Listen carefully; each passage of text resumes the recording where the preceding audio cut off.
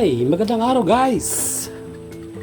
Tayo po ngayon ay magluluto ng uh, vegetable kare-kare. So guys, ang nangyari nito guys, hinahanda ko na lahat yung mga ingredients natin, binabalance na natin yung sangkap.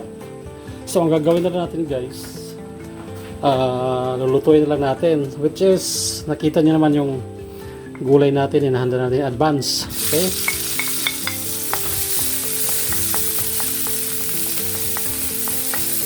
Sibuyas guys, tabi natin ating bawang,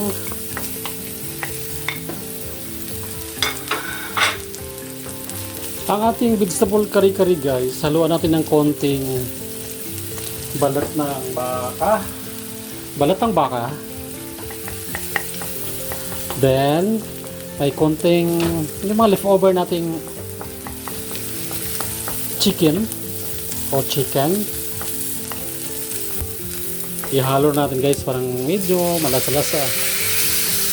Okay, yan ha, halo natin yan.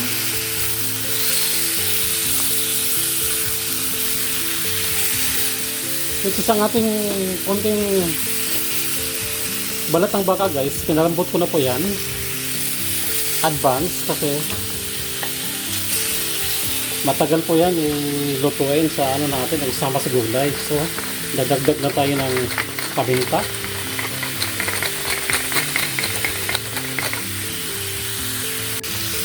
Halo-halo lang konti guys, tapos dadagdag tayo ng hot water guys. Okay, parang daling kumulo.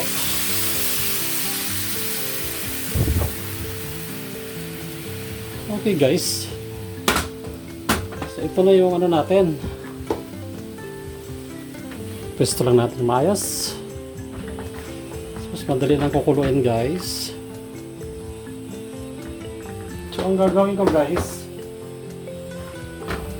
magdadagdag ako. Hindi na ako magdadagdag ng salt guys. Ang gagawin ko dyan, magdadagdag ako ng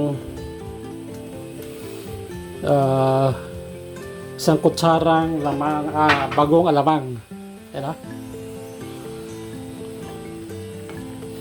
Yan ang gagawin kong pampalasa. Okay guys, kulong-kulong na siya. Tsaka natin ihalo ang ating sinigang mix powder, which is nilagyan ko na ng konting tubig.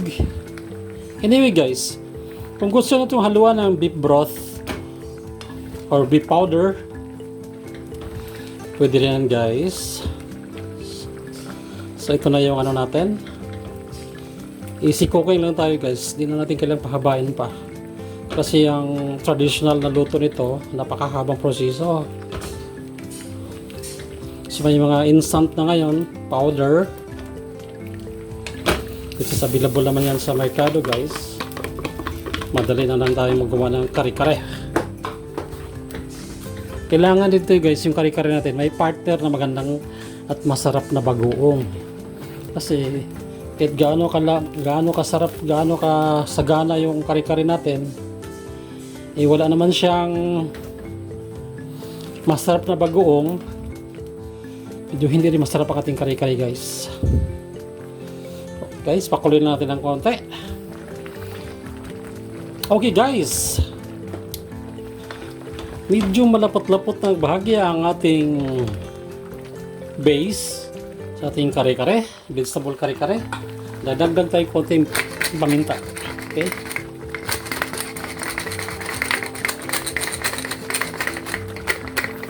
okay guys, since ready na yung ating pinaka-kare-kare sauce, tsaka na natin idagdag ang ating gulay.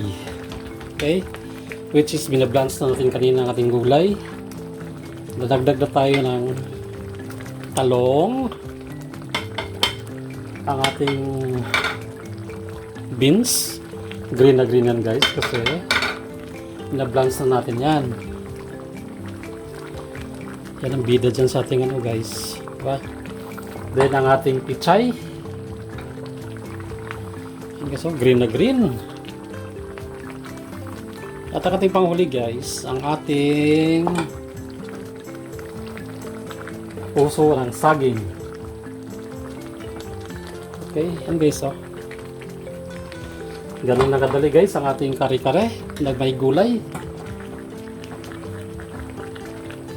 Okay guys, hindi pa nakapag-subscribe ng channel namin, baka naman pwede kayo mag-subscribe ng channel namin.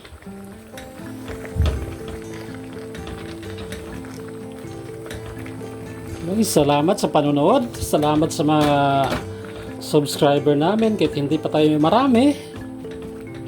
Maraming salamat sa inyo sa panonood. God bless guys.